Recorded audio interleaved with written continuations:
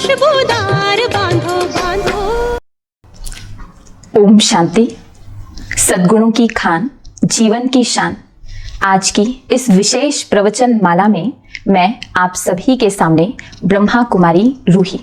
तो आज का जो हमारा विशेष सद्गुण है वो है क्षमाशीलता।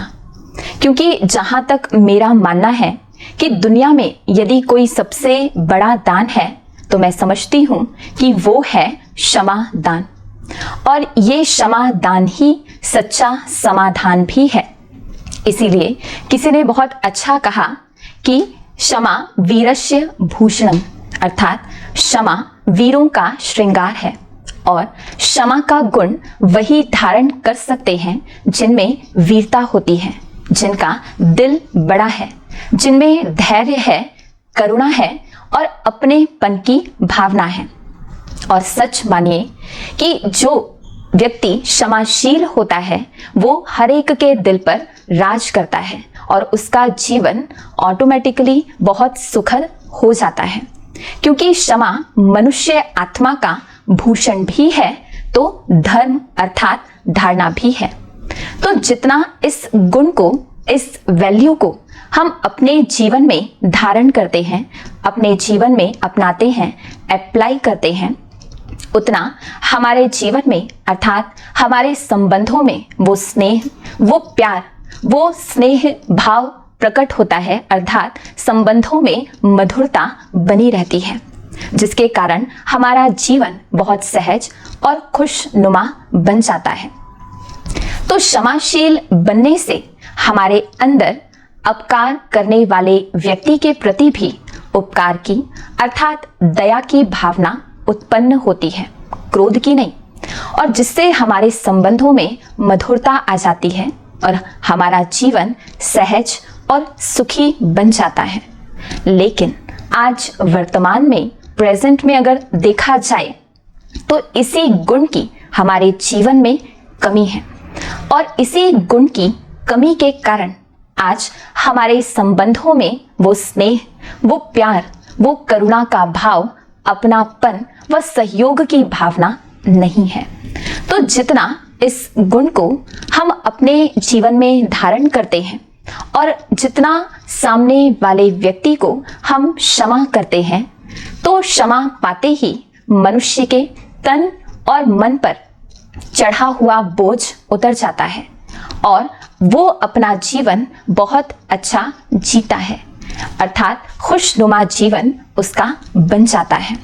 इसी पर किसी ने बहुत सुंदर कुछ लाइनें लिखी हैं कि क्षमा शीलवान का शस्त्र है, अहिंसा का अस्त्र है, प्रेम का परिधान है, मानवता का मान है, विश्वास का विधान है, नफरत का निदान है, पवित्रता का प्रवाह है, नैतिकता का निर्वाह है, स्वयं का सम्मान है और खुशियों की खान है।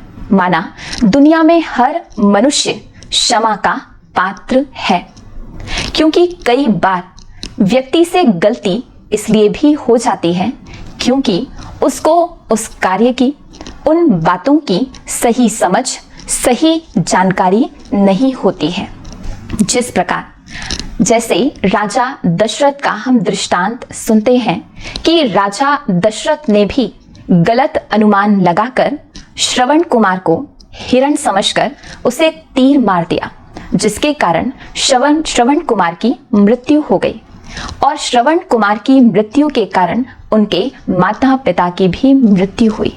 तो कहने का भाव यही है कि गलतियां हर एक से हो सकती हैं और गलती करने वाले व्यक्ति को ही क्षमा किया जाता है, अर्थात क्षमा दान दिया जाता है। क्योंकि जब हम स्वयं की 1000 गलतियों के बाद भी स्वयं से इतना प्रेम करते हैं, तो क्यों किसी की एक गलती पर हम उससे इतनी नफरत करते हैं? क्योंकि हमारे जीवन में हमेशा 2 पहलू कार्य करते हैं, 2 एस्पेक्ट्स कार्य करते हैं। हमारे जीवन में दुख भी आता है तो हमारे जीवन में सुख भी होता है। बुरी बातें भी हमारे जीवन में आती हैं तो अच्छाइयाँ भी आती हैं।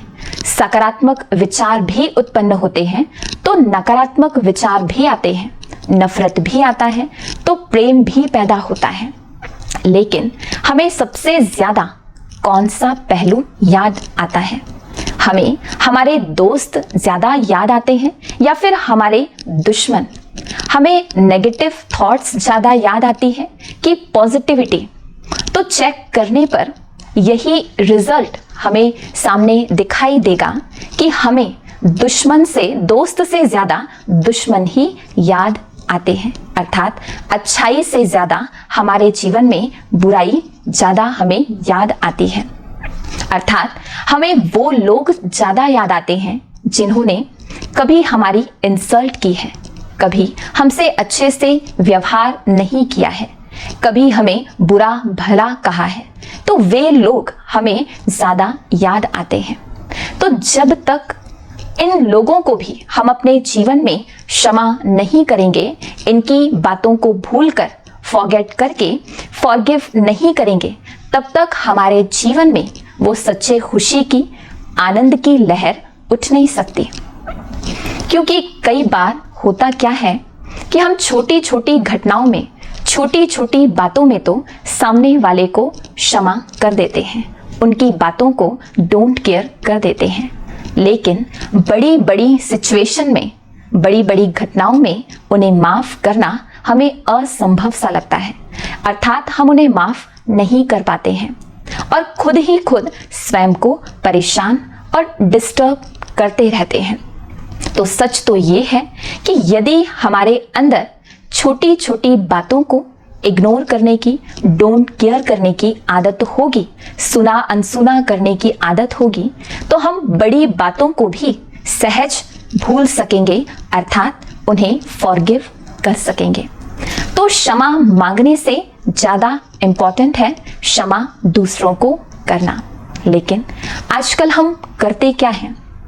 यदि सामने वाला कोई गलती करता है तो उसकी गलती को, उसकी बुराइयों को हम अपने अंदर स्टोर करके रख लेते हैं, अर्थात अपने मानस पटल पर पत्थर की लकीर की तरह अंकित कर लेते हैं और उस गलती को, उस बुराई को हम भूलना ही नहीं चाहते हैं। तो ये बुराइयों को अपने मन में इकट्ठा करके रखना, उसको अपने मन में स्टोर करना, ये किस प्रकार का शौक है? इससे तो एक प्रकार से अगर देखा जाए तो अपनी बुद्धि को ही, अपने मन को ही बोझिल करना हो गया, अर्थात अपने मन का ही दिवाला निकालना हो गया। तो जब हम सामने वाले की गलती पर उसको क्षमा नहीं कर पाते हैं या नहीं करना चाहते हैं और प्रतिदिन भगवान के सामने जाकर हम अपने पाप कर्मों की क्षमा याचना करते हैं, प्रार्थना करते हैं, तो निसंदेह वो भगवान, वो परमात्मा, वो खुदा क्षमा का सागर है। लेकिन उसकी क्षमा के अधिकारी, क्षमा के पात्र भी वही बन सकते हैं जो स्वयं क्षमाशील होते हैं, अर्थात जिन्होंने स्वयं अपने अंदर इस गुण को धारण किया हुआ होता है। इसलिए अपने मन को और अपने दिल को, बुद्धि को अब इतना विशाल और विराट बनाएं, अर्थात हर एक व्यक्ति को हम क्षमा करें। क्योंकि अगर देखें तो ये कलयुग का अंतिम समय, अंतिम चरण है। गलती हर एक व्यक्ति से हो सकती है और हो जाती है। थोड़ी बहुत खराब आदतें भी हर एक में हैं, तो हमें हर एक को क्षमा दान देना है, अर्थात उन्हें क्षमा करना है।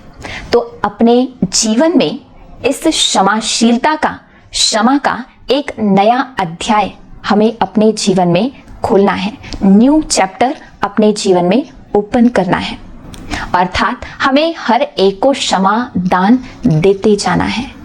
क्योंकि अगर देखा जाए कि प्रायः लोग क्षमा का भावार्थ, क्षमा का अर्थ स्वयं के प्रति धारण करते हैं कि सामने वाला व्यक्ति उसे क्षमा करे, लेकिन यह दूसरों के प्रति धारण करने योग्य भाव है। जैसे मान लीजिए कई लोग फिर इसका मिसयूज भी कर लेते हैं, गलत अर्थ भी ले लेते हैं। जैसे मान लीजिए, यदि आपकी खून पसीने की कमाई, बहुत मेहनत से कमाया हुआ धन यदि कोई चोर चोरी करके ले जाए, तो क्या आप उसके प्रति किसी भी प्रकार का एक्शन नहीं लेंगे? क्या आप उसे क्षमा कर देंगे और अपने मेहनत की कमाई को यूं ही जाता हुआ देखते रहेंगे? नहीं ना, क्योंकि ऐसे व्यक्ति को व्यवहार कुशल व समझदार व्यक्ति नहीं कहा जाएगा। माना आप जरूर उसके लिए कोई ना कोई एक्शन लेंगे। यदि कोई बहुत बड़ी घटना है, बड़ी बात है, तो जरूर आप कोर्ट तक भी जाएंगे, और यदि कोर्ट के द्वारा उसको कोई ना कोई प्रकार का दंड भी मिलता है, तो इसमें भी उस व्यक्ति का ही कल्याण है, उसका ही भला है। कैसे? पहला तो उसके प्रेजेंट के कर्मों का निपटारा हो जाएगा, और फ्यूचर में वो आगे इस बात का ध्यान रखेगा, अर्थात कोई भी प्रकार का गलत कार्य करने से अपने आप को संभालेगा। इसी पर मुझे जीसस क्राइस्ट का एक बहुत ही सुंदर, बहुत ही प्रसिद्ध एक वचन याद आ रहा है। उन्होंने बहुत सुंदर एक बात कही कि यदि कोई आपके एक गाल पर थप्पड़ मारे, तो आप अपना दूसरा गाल भी उसके आगे कर देना। आप सोच रहे होंगे कि यह किस प्रकार का वचन है। तो ये कहने के पीछे भी जीसस क्राइस्ट का ये भाव था कि यदि आप ऐसा करते हैं, तो सामने वाला व्यक्ति ऑटोमेटिकली आपके सामने सरेंडर हो जाएगा। माना अपनी गलती को वो खुद महसूस करेगा, रियलाइज करेगा और उसको चेंज करने की कोशिश करेगा, अर्थात अपने आप में परिवर्तन लाएगा। लेकिन आज अगर प्रेजेंट में देखा जाए, तो कई ऐसे बुद्धिहीन व्यक्तियों से भी हमें सामना करना पड़ जाता है, उनके संपर्क में आना पड़ जाता है, जो कि इसका मिसयूज भी करते हैं, गलत फायदा भी उठाने में देरी नहीं करते हैं। तो इसलिए हमें इस बात का हमेशा ध्यान रखना है कि हमें क्षमा अर्थात फॉरगिव भी पात्र को देखकर बुद्धिमता से करना है। माना हमें काटना नहीं है, लेकिन समय आने पर फुफकारना भी नहीं छोड़ना है। तो इसे हम एक छोटी सी स्टोरी के माध्यम से क्लियर करेंगे। एक बार एक गांव था और उसी से लगा हुआ एक और छोटा सा गांव था।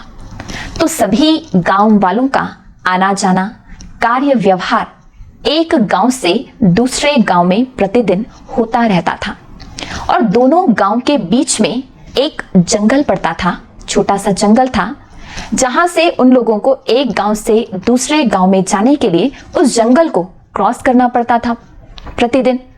तो अचानक से एक दिन एक सांप उस जंगल में रहता था।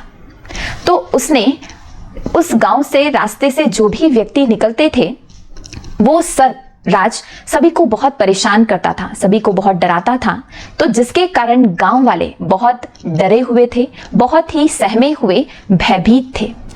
तो एक दिन उस गांव में एक महात्मा जी आए और सभी गांव के लोगों ने अपनी सारी समस्या, अपनी सारी उलझन बातें उन महात्मा जी को सुनाई। तो महात्मा जी ने सभी गांव वालों को समझाया और उन्हें सांत्वना दी। फिर वो उस सर्पराज के पास गए। वो सर्पराज बहुत ही दुष्ट प्रवृत्ति का था, बहुत ही खराब था। वो आए दिन लोगों को परेशान करता था, कई बार तो लोगों को काट भी लेता था। तो महात्मा जी जब उसके पास गए और उसको समझाया, उसके पास जाकर कुछ ऐसा मंत्र दिया, उसको ऐसा मंत्र फूका जिसके कारण उस सर्पराज ने अपनी उस दुष्ट प्रवृत्ति का त्याग कर दिया, अर्थात अपनी दुष्टता को छोड़ दिया और अपने जीवन में सुधार लाया। और जैसे ही वो सर्पराज के जीवन में परिवर्तन आया, तो गांव के लोगों ने फिर उसका फायदा उठाना शुरू कर दिया, माना अपना बदला लेना शुरू कर दिया। उस रास्ते से, जंगल के रास्ते से जो भी व्यक्ति निकलता था, कोई उसको डंडा मारता था, कोई पत्थर मारता था, तो कोई कुछ और करता था, माना एकदम परेशान कर दिया। तो ऐसे ही एक दिन बच्चों ने भी खेल खेल में उसको इतना पत्थर मारा कि पूरा लहू लुहान हो गया वो सर्पराज। फिर एक दिन क्या होता है, महात्मा जी का उस गांव में फिर से आना होता है। तो महात्मा जी सोचते हैं कि जरा चलकर देखते हैं कि उस सर्पराज का क्या हालचाल है। वो ठीक तो है ना, शांत तो है ना, उसने कहीं ऐसा तो नहीं फिर से लोगों को परेशान करना शुरू कर दिया। तो जब उस सर्पराज के पास महात्मा जी पहुंचते हैं और उसकी ऐसी दयनीय स्थिति देखते हैं, तो महात्मा जी उसका कारण पूछते हैं कि यह क्या हो गया सर्पराज। तो वो सर्पराज कहता है कि आपने ही मुझे कहा था कि लोगों को काटना नहीं, लोगों को परेशान नहीं करना, जिसके कारण मैंने अपने जीवन में इतना सुधार लाया। ना ही मैं लोगों को काटता और ना ही लोगों को परेशान करता था, लेकिन आज लोगों ने मेरी ये देखो क्या हालत कर दी है। तो महात्मा जी ने कहा कि मैंने तुम्हें काटने के लिए मना किया था, डराने के लिए या फुफकारने के लिए मना नहीं किया था। तो कहानी का भावार्थ ही यही है कि हमें क्षमा अर्थात किसी को फॉरगिव करना है तो समय, सिचुएशन और पात्र को देख कर ही करना है। तो अभी हमने समझा कि क्षमाशीलता के गुण को अपने जीवन में कैसे धारण करना है। लेकिन कई बार होता क्या है कि हम क्षमा के गुण को अपने जीवन में धारण करना चाहते हैं, सामने वाले व्यक्ति को क्षमा भी करना चाहते हैं, लेकिन फिर भी हमें मुश्किल क्यों अनुभव होता है। उसका मुख्य कारण ही है बातों को पकड़कर रखना। माना हम उन बातों को छोड़ना ही नहीं चाहते हैं, जिसके कारण हमारा जीवन कठिन हो जाता है। जैसे मान लीजिए किसी से कोई गलती हो जाती है, कोई ने कोई मिस्टेक गलती कर दी, तो हम उसको क्षमा नहीं करते। उस सामने वाला एक्सेप्ट कर रहा है कि मुझसे गलती हो गई, अब दोबारा ये गलती मुझसे रिपीट नहीं होगी, अब मैं ये गलती दोबारा नहीं करूंगा। लेकिन हमारा बिलीफ ये होता है कि जब तक इसको अपने गलती की सजा नहीं मिलेगी तब तक इसको महसूस नहीं होगा। अर्थात हम उसको रियलाइज कराने की, उसको महसूस कराने की सारी जिम्मेवारी हम स्वयं में ले लेते हैं, स्वयं के ऊपर ले लेते हैं। माना सामने वाला अपनी गलती को महसूस भी कर रहा है, वो कह भी रहा है कि आई एम सॉरी, मुझसे ये गलती हो गई, लेकिन हम कहते हैं कि आपसे इतनी बड़ी गलती हुई है लेकिन आपको अभी महसूस ही नहीं हुआ है। अर्थात हमारे कहने का भाव ये है कि जब हमारा दर्द कम हो जाएगा, हमारा दुख कम हो जाएगा, उस दिन हम समझेंगे कि आपको महसूस हुआ है। तो हमारे दुख का, हमारे दर्द का कारण उसकी गलती नहीं है, बल्कि उसकी गलती को पकड़कर रखना, उस बात को पकड़कर रखना जो कि हमारे जीवन को सहज के बजाय और ही कठिन बना देता है। इसलिए हमें बड़ा दिल रखकर हर एक व्यक्ति को क्षमा का दान देना है, अर्थात हर एक को क्षमा करते जाना है, क्योंकि जितना इस गुण को हम अपने जीवन में धारण करेंगे हमारा जीवन सहज और सुखी हो जाएगा। इसके लिए हमेशा एक स्लोगन हम याद रखें कि गलती को या व्यक्ति की बातों को सहन करना एक बात है, लेकिन उन्हें क्षमा कर देना, उन्हें माफ कर देना और भी महान बात है। तो अभी हम सभी ने ये बात सुनी कि क्षमाशीलता को हम जीवन में कैसे धारण करें, लेकिन उसको धारण करने में हमें कठिनाई क्यों होती है, डिफिकल्टी क्यों लगती है। तो अब हम सुनेंगे तीसरा पहलू कि क्षमाशीलता को जितना हम अपने जीवन में धारण करते हैं, जितना अपने जीवन में अपनाते हैं, तो हमारे जीवन में क्या क्या बेनिफिट्स आते हैं। तो पहला बेनिफिट ही यही है कि नेगेटिविटी से हम फ्री हो जाते हैं। माना यदि हमने किसी को फॉरगिव किया, किसी को क्षमा किया, या स्वयं को ही यदि हम क्षमा करते हैं तो मन से एकदम फ्री, एकदम हल्के हो जाते हैं। सामने वाला भल हल्का हो ना हो, लेकिन इसका सबसे ज्यादा बेनिफिट हमको मिलता है। दूसरा बेनिफिट कि पास्ट और प्रेजेंट की बातों से फ्री हो जाते हैं। माना यदि हम उनकी बातों का, उनकी बुराइयों का या गलतियों का ही चिंतन करते रहते हैं, वही थॉट मन में बार बार रिपीट करते हैं, तो हमारा पास्ट का चिंतन हमारे प्रेजेंट को भी खराब कर देता है। क्योंकि पास्ट का चिंतन वैसे ही हुआ कि सर्प जाने के बाद उसकी लकीर को पीटते रहना, जिससे हमारे जीवन में कोई फायदा, कोई बेनिफिट नहीं होता है। तीसरा, हमारे समय की भी बचत होती है, क्योंकि अननेसेसरी बातों में जाने से हम बच जाते हैं। फिर चौथी बात कि पॉजिटिव एनर्जी हमारे अंदर डेवलप होती है।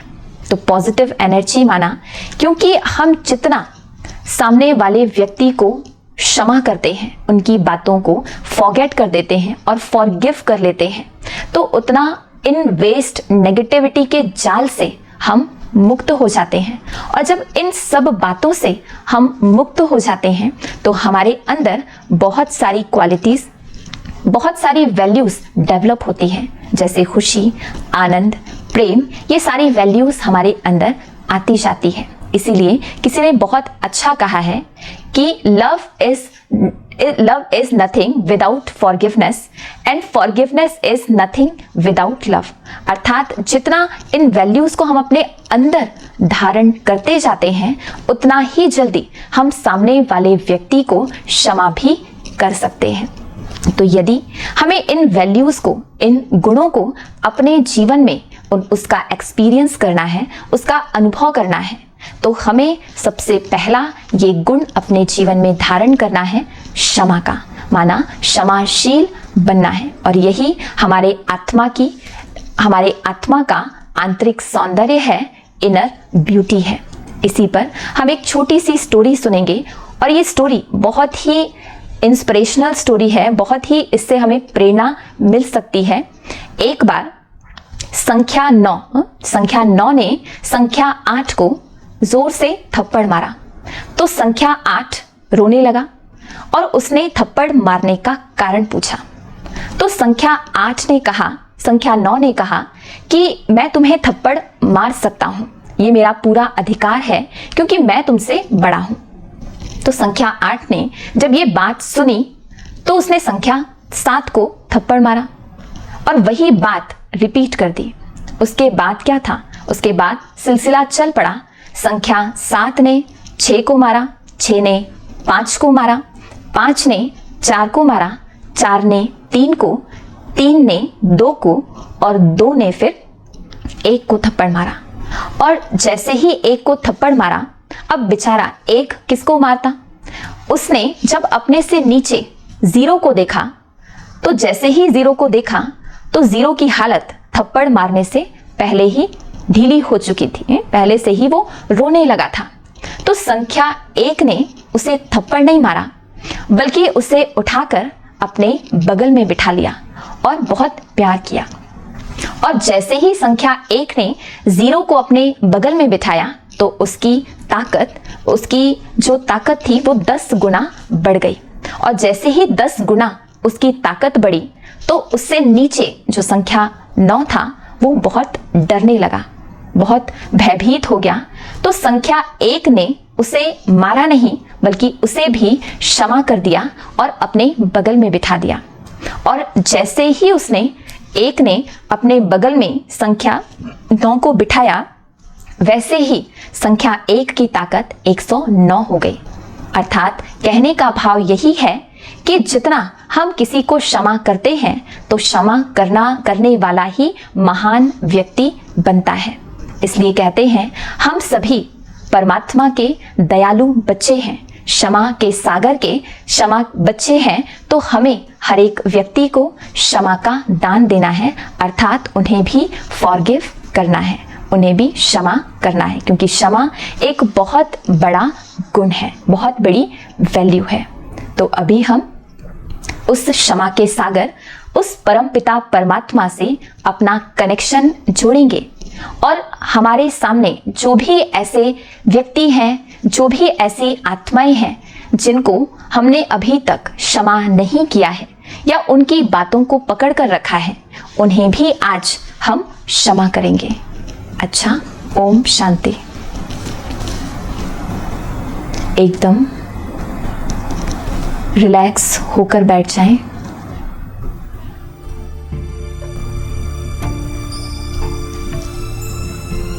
एकदम रिलैक्स। अपने मन को भी रिलैक्स कर लें और अपने बुद्धि को भी रिलैक्स कर दें।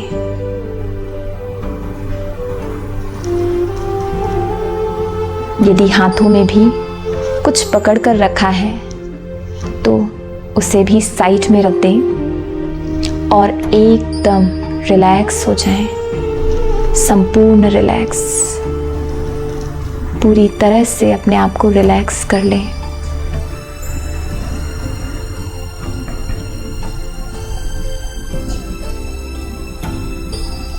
और अपने मन में विचार करें कि आज तक हमारे द्वारा यदि किसी को दुख मिला है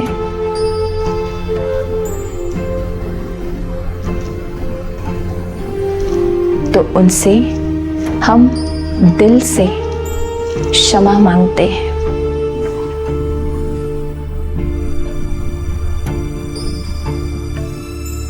दिल से क्षमा मांगते हैं। और यदि हमने किसी को दुख दिया है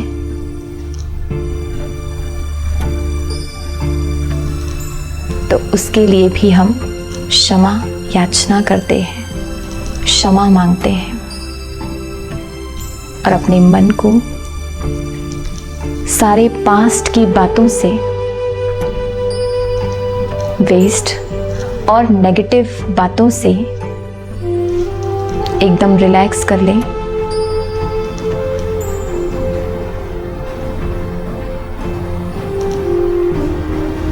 और बुद्धि से उसको भूल जाएं।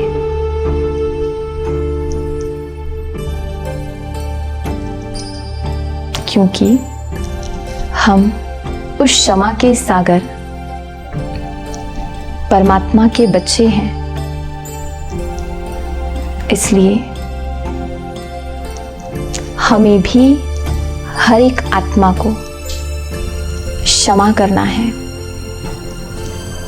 जैसे वो परमात्मा क्षमा का, दया का सागर है, चाहे कोई कैसा भी हो वो हर एक को क्षमा करता है। ऐसे हमें भी हर एक को क्षमा करना है। अपनी गलतियों के लिए क्षमा मांगना है। और यदि किसी ने हमें दुख पहुंचाया तो हमें उन्हें क्षमा देना है, क्षमा करना है। अर्थात उनकी बातों को अपने माइंड में बिठाकर नहीं रखना है, नहीं तो हम ही बार बार डिस्टर्ब, परेशान होते रहेंगे। इसलिए अपने जीवन में क्षमा का नया अध्याय, न्यू चैप्टर हमें खोलना है। और यदि दान करना है तो सबसे पहला दान क्षमा दान करना है, जिससे हमारे संबंधों में, हमारे परिवार में वापस वो स्नेह, वो प्यार, वो सहयोग की भावना बढ़ जाएगी। अच्छा, ओम शांति, ओम शांति, ओम शांति।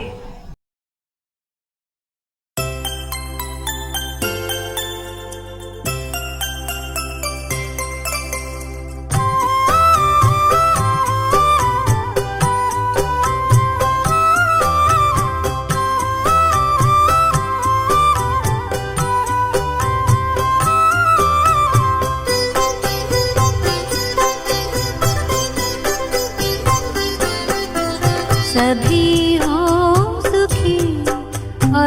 सबका भला।